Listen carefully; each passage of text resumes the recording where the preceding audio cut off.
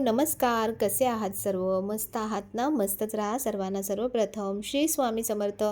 तुम्हाला सर्वांना आजचा दिवस खूप छान आनंदाचा आणि आरोग्यदायी जाओ. तर जस्ट मी आता फिजिओथेरपीला जाऊन आली आणि तिथे आज त्यांना जे दाखवले म्हणजे रिपोर्ट्स दाखवले तर त्याच्यानुसार त्यांनी सांगितलं की जे आपल्या गादीला सूज आलेली असते तर त्याच्यासाठी एक्सरसाइज सध्या करायचे नाहीत किंवा कंटिन्यू खाली तर अजिबात बसायचं नाही आहे फ्लोअरवरती. आणि त्यानंतर जर चेअरवरती पण बसलो तर तरी 30 मिनिटांपेक्षा म्हणजे अर्धा तासापेक्षा जास्त कंटिन्यू उभंही राहायचं नाही आणि कंटिन्यू एका पोझिशनला बसायचं पण नाही.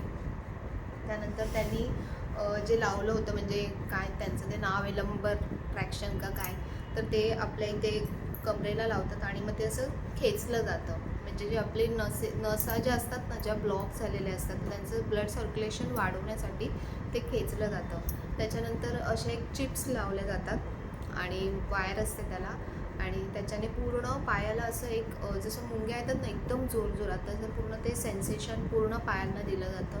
म्हणजे आपल्या ज्या नसा डेड झालेल्या असतात किंवा अगदी ब्लॉक झालेल्या असतात तर ताट झालेल्या असतात तर त्या स्मूथ होतात त्याच्याने.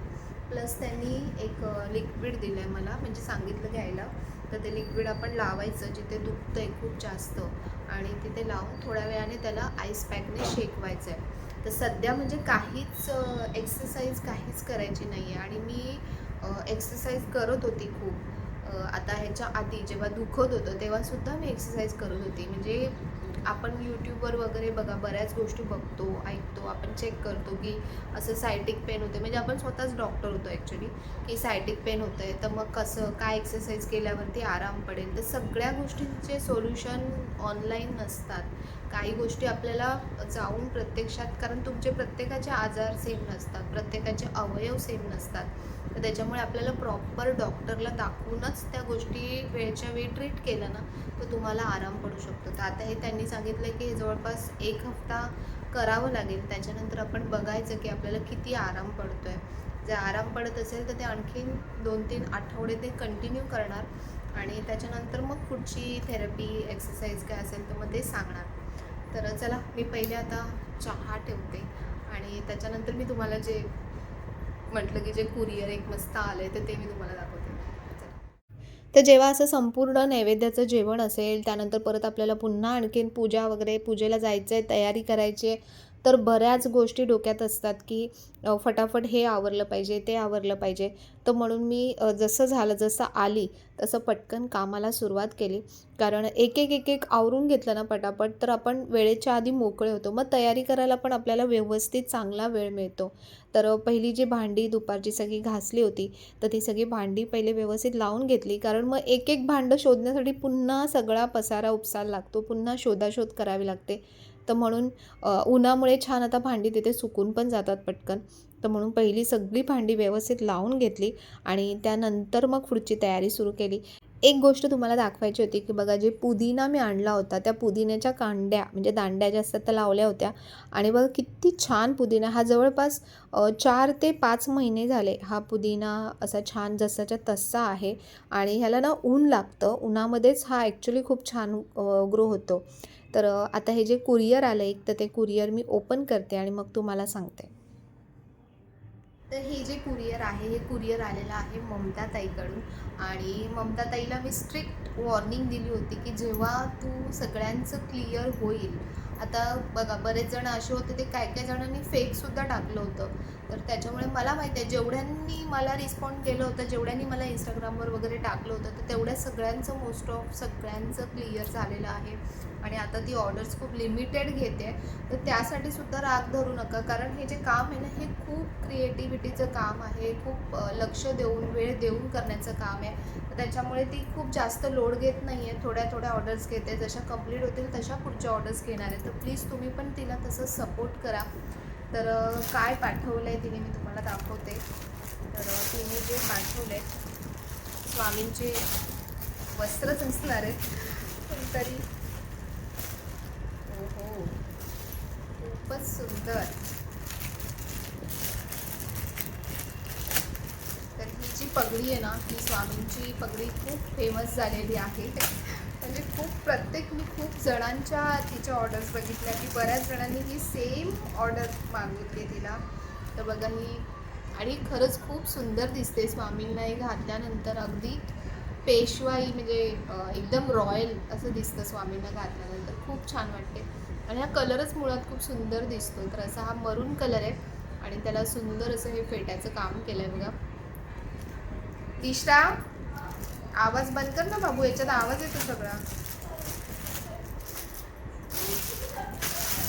थांब, ते उकडू दे 2 मिनिटं.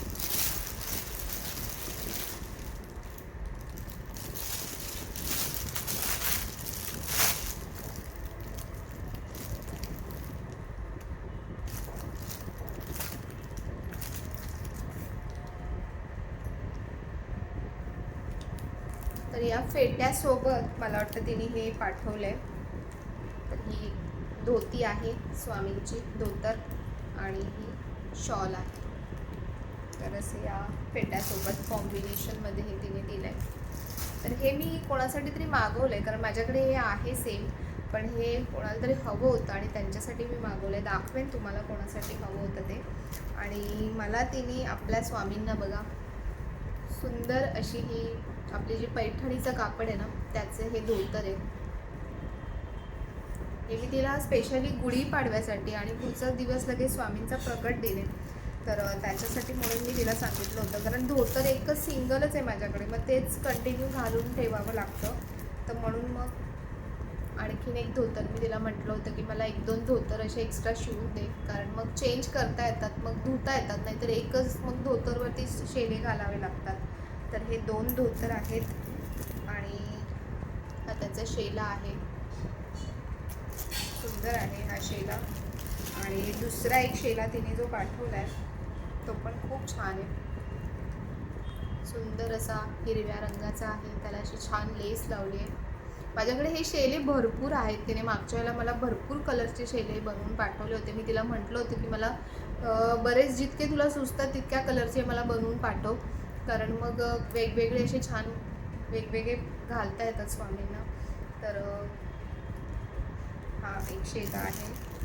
आणि एक स्पेशल गोष्ट तिने बनवून पाठवली आहे स्वामींसाठी, की जे खरंच आहे, म्हणजे स्वामी मनातलं ऐकतात असंच मला वाटतंय. की जे मी विचार करते ना ते समोर येते. तिने बघा स्वामींसाठी किती सुंदर असा हा हार बनवून पाठवला आहे, खूप छान आहे. आणखीन एक बनवला आहे, 2 आहेत, खूप सुंदर बनवला आहे. आणि हे छोट्या छोट्या वस्तू ह्या करण्यामध्ये ना खूप वेळ जातो. आपल्याला असं वाटतं की का वेळ लागतो इतका, पण हे करण्यामध्ये खूप वेळ जातो. बघा किती सुंदर आहे, खूप छान आहे. प्रकट दिनाला स्वामी अगदी एकदम मस्त तयार होणार आहेत. आणि सर्वात महत्त्वाची गोष्ट ती म्हणजे आहा हा, काय सुंदर आहे. दाखवू की नको दाखवू, दाखवू की नको दाखवू, की डायरेक्ट तेव्हाच दाखवू. खूप सुंदर असा फेटा तिने पाठवला बघा, खूपच सुंदर, खूपच सुंदर. स्वामी प्रकट दिनाला अगदी सुंदर दिसणार आहे. खूपच खूप छान फेटा बनवून पाठवला आहे. तर ममताताई खूप थँक्यू, खूप खूप धन्यवाद. आणि खूप सुंदर, खूप सुंदर, म्हणजे मी विचारसुद्धा केला नव्हता त्याच्यापेक्षा सुंदर तू बनवून पाठवलं आहेस. याच्यासोबत जेव्हा हे पेअर होईल ना तर काय सुंदर दिसेल, खूप छान दिसणार आहे. स्वामींनी स्वतःची सोय स्वतःच करून घेतली. तर चला आता मी हे सगळं ठेवते. आणि आता आज होळी आहे, तर होळीला खाली जायचं आहे. तर आता होळीची पहिले तयारी करते. आज पुरणपोळी वगैरे नाही केली आहे, कारण पुरणपोळीला खूप घाट घालावं लागणार आहे. आणि मला माहिती आहे पायाच्या त्रासामुळे मी यावेळेला काहीच केलं नाही आहे. तर मी छान पटकन बनण्यासारखी अशी ती लापसी बनवणार आहे, म्हणजे त्याच्यामध्ये गूळ येईल, त्यानंतर गव्हाचं त्याच्यामध्ये प्रमाण येईल, तर लापसी बनवणार आहे. आणि काय काय बनवणार आहे तर चला मी पहिले हे सगळं आवरते, चहा घेते आणि त्यानंतर कामाला लागते. तर जेव्हा आपल्याला संपूर्ण जेवण बनवायचं असतं ना, तर थोडंसं तुम्ही प्लॅनिंग व्यवस्थित केलंत ना, तर अगदी फटाफट सगळं जेवण रेडी होतं. तर सुरुवात जी आहे ती कधी पण पीठ मळण्यापासून करायची, म्हणजे तुमच्या बाकीच्या तयाऱ्या होईपर्यंत तुमचं पीठ छान मुरलं जातं. तर आज मी पुऱ्या बनवणार आहे. तर म्हणून पुरीसाठी आपलं जे चपातीचं पीठ असतं, तर म्हणजे गव्हाचं जे पीठ असतं ते पीठ थोडं घेतलं. त्यानंतर त्याच्यामध्ये थोडासा रवा घालायचा, थोडीशी हळद घालायची आणि थोडंसं त्यात मीठ घालायचं. म्हणजे तुमची पुरी ना अगदी मस्त छान अशी सॉफ्ट होते, कडक अजिबात होत नाही. आणि हे जे प्रोसेसर आहे ना, फूड प्रोसेसर मला सगळ्यात बेस्ट ह्याचा जो काही उपयोग झाला असेल तो पीठ मळण्यासाठी. एक आहे की आवाज येतो भरपूर, पण तुम्हाला सांगू इतकं बेस्ट पीठ मळलं जातं ना. मध्यंतरी माझा हाताचा खूप प्रॉब्लेम झालेला आणि अक्षरशः पीठ मळायलासुद्धा हाताने होत नव्हतं, इतका हात दुखत होता. आणि तिथपासून या फूड प्रोसेसरने मला खरंच इतकी मदत केली आहे. आणि फक्त पीठ मळण्यासाठीच नाही, भरपूर गोष्टींसाठी याचा वापर होतो. भाज्यांसाठी स्पेशली अगदी छान बारीक कापल्या जातात. गाजर हलवा मी यावेळी मॅक्झिमम म्हणजे भरपूर वेळा मी यावेळी गाजर हलवा बनवला आणि त्याचा आस्वाद घेतला. आणि खरंच ह्याचे खूप खूप खूप आभार मी म्हणेन. तर पीठ पण खूप मस्त मळलं जातं. तर आज बघा मी छान लापसी बनवणार आहे. तर लापसी म्हणजे हा गव्हाचा रवा असतो आणि खूप हेल्दी आहे. आपल्या ज्या नॉर्मल शिऱ्यापेक्षा किंवा आपण काही गोड बनवतो त्याच्यापेक्षा हे खूप हेल्दी आहे. आज खरं तर पुरणपोळीचं खूप महत्त्व असतं, पण पुरणपोळीचा जर घाट घातला असता तर मग खूप वेळ गेला असता. म्हणून म्हटलं त्याला काहीतरी ऑप्शन म्हणून काहीतरी बघायचं, तर ज्याच्यामध्ये गूळ पडेल अशीच गोष्ट मला हवी होती. तर म्हणून म्हटलं चला ह्याच्यामध्ये बघा गहूसुद्धा येतात, म्हणजे गव्हाचा समावेश येतो प्लस गुळाचा समावेश येतो. तर म्हणून म्हटलं की हेच बनवूया. आणि लापसी ना म्हणजे इतर वेळी घरी आमच्या जास्त खाल्लं जात नाही, म्हणजे गोडच ॲक्च्युली खात नाहीत तेवढं जास्त. पण म्हटलं बनवून बघू, तर त्यांना खूप आवडली सगळ्यांना. ह्या पद्धतीने नक्की बनवून बघा. खूप छान अगदी मऊ लुसलुशीत अशी लापसी बनते. तर लापसी तुम्ही जेवढी घ्याल ना तेवढाच गुळाचं प्रमाण घ्यायचं. आणि 1 वाटी पण भरपूर होते, कारण जेव्हा आपण ती भाजतो ना तुपामध्ये तर ती खूप छान भाजली जाते, फुलते ती मस्त लापसी. आज मी कुकरमध्ये बनवणार आहे आणि तुम्हाला खरं सांगू कुकरमध्ये एक नंबर लापसी बनते. पण तर यासाठी तुपाचं प्रमाण जेवढं तुम्ही लापसी घेणार आहात, म्हणजे गव्हाचा रवा घेणार आहात त्याच्या अर्ध्या प्रमाणात तुम्ही तूप घ्या. कारण असंही आपल्याला भाजताना समजतं, समजा कमी वाटलं तर आपण वरून घालू शकतो. पण खूप जास्त घालू नका, नाही तर मग ते शिजल्यानंतर आहे ना खूप तूप तूप सगळं निघायला लागतं. तर म्हणून थोडं कमी घातलं तरी चालेल. तर या तुपामध्ये ना आता जो लापसीचा रवा आहे तो मस्त भाजून घ्यायचा छान. गॅस थोडासा कमीच ठेवायचा आणि ना तो फुलतो छान. तुम्हाला समजेल की तो फुलतोय, मस्त मोठा होतोय, थोडा दाणेदार होतोय. तर त्या स्टेजपर्यंत भाजायचा.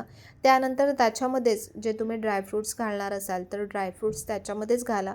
म्हणजे त्या तुपामध्ये ते ड्रायफ्रूट्ससुद्धा छान भाजले जातात आणि मस्त लागतात. तर आता याच्यामध्ये गरम कडकडीत असं याच्यामध्ये पाणी घालायचं. तर जेवढं तुम्ही आता हे लापसी घेतलेली आहे त्याच्या जवळपास 3 पट तुम्ही पाणी घाला किंवा 2 पट तुम्ही पाणी घाला. म्हणजे ती लापसी त्याच्यामध्ये जो रवा आहे लापसीचा तर तो छान त्याच्यामध्ये शिजतो. आता याच्यामध्ये मी जेवढा लापसी घेतली होती, म्हणजे जेवढा रवा घेतला होता गव्हाचा तेवढाच मी गूळसुद्धा घेतला आहे. आणि बघा तुम्हाला तुमच्या घरी जसं गोडाचं प्रमाण खात असतील, आता आमच्याकडे जास्त गोड खात नाही तर त्याच्या हिशोबाने मी तो गूळ घेतला आहे. तर तुमच्याकडे आणखीन जास्त गोड आवडत असेल तर तुम्ही तशा हिशोबात तो गूळ घ्या. ह्याच्यामध्ये वेलची जायफळची पूड टाकली, त्यानंतर ह्यामध्ये थोडंसं ना सुंठ घालायचं, म्हणजे याची चव आणखीन खूप छान लागते. आणि अगदी थोडंसं ना ह्याच्यामध्ये कुठल्याही गोडामध्ये थोडंसं तुम्ही मीठ घातलंत ना तर बघा ते गोड तो पदार्थ आणखीन रुचकर लागतो. तर आता कुकर लावला आणि 3 शिट्ट्या होईपर्यंत कुकर होऊ द्यायचा. तर आज मी त्याच्यासोबत बनवणार आहे, म्हणजे जेवणामध्ये बनवणार आहे काळे वाटाण्याची भाजी. जे स्पेशली कोकणातले असतील ना तर त्यांना माहिती आहे की काळ्या वाटाणा भाजीचं काय महत्त्व आहे. कोकणात वड्यांसोबत, म्हणजे जे वडे बनवतो ना आपण तळणीचे वडे, त्याच्यासोबत ही भाजी एक नंबर लागते. माझ्या आईकडे ना म्हणजे नेहमी सण असला ना की आई काळे वाटाण्याची भाजी बनवायचीच बनवायची. तर आता कसं आपल्याला ॲसिडिटी होते, हे होतं ते होतं, म्हणून मग मी ती भाजी जरा प्रमाण कमी केलं. पण म्हटलं चला आज बनवूया. तर बघा कशी लापसी झाली आहे, अगदी अशी सॉफ्ट मऊ लुसलुशीत, अगदी दाणेदार आणि खरंच सांगू चवीला पण ना एक नंबर झाली होती. पटकन बनते. तुम्ही नक्की अशी कुकरमध्ये लापसी बनवून बघा. बघा खूप छान बनते. तर सगळं बाकीचं संपूर्ण जेवण बनवून झाल्यानंतर सगळ्यात शेवटी जे घ्यायचं ना ते म्हणजे की तुम्ही पुरणपोळी बनवत असाल किंवा पोळ्या बनवत असाल किंवा असं पुऱ्या बनवत असाल तर सगळ्यात शेवटी ते काम घ्या. आणि पुऱ्या बघा कशा टम्म फुगलेल्या आहेत. तर जे मी तुम्हाला सांगितलं ना ते तुम्ही घाला बघा, पुऱ्या खूप छान बनतात.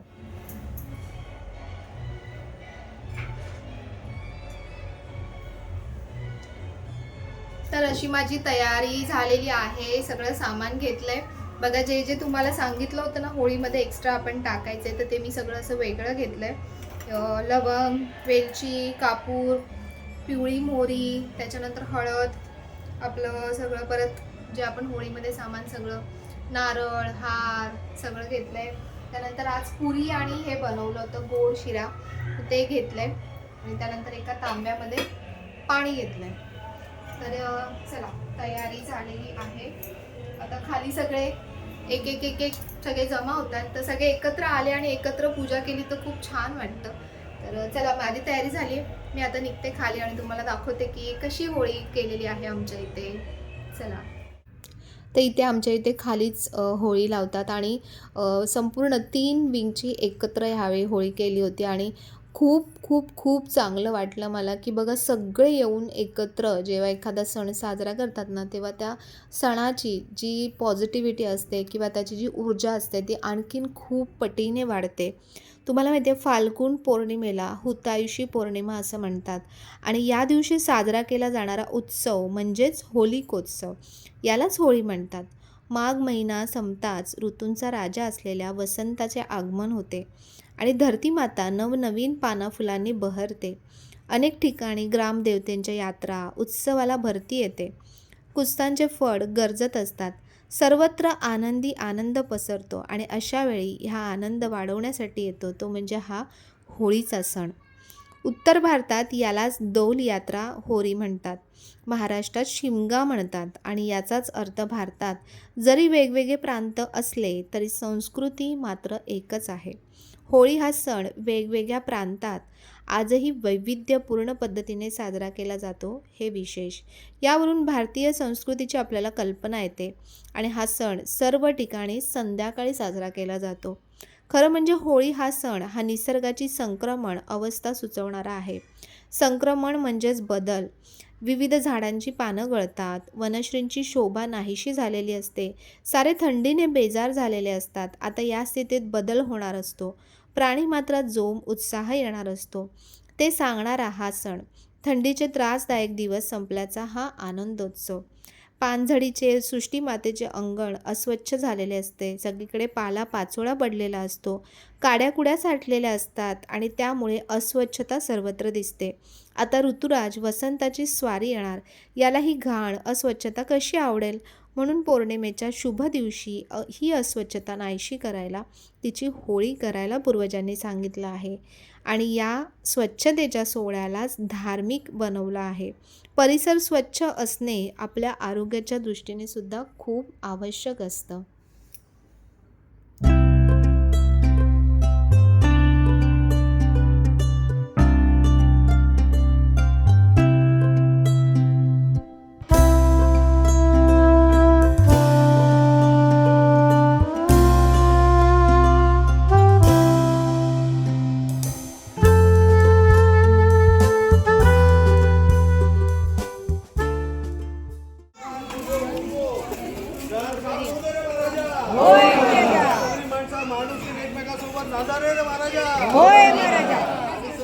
बाप्पा मोरया आला.